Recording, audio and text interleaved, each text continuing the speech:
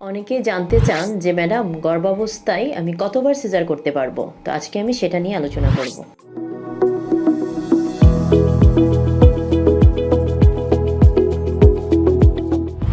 আসসালামু আলাইকুম, আমি ডক্টর রিতা তাহের।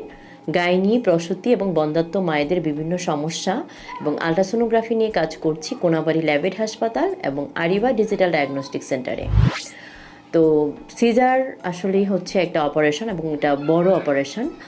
সেই জন্য যে কয়বার সিজার করা যাবে, তো একটার পরে দুইটা সিজার, প্রথম বাচ্চাটা যদি সিজার হয় দ্বিতীয় বাচ্চা সিজার করতে হয় এবং তৃতীয় বাচ্চাতে অবশ্যই সিজার করতে হয়।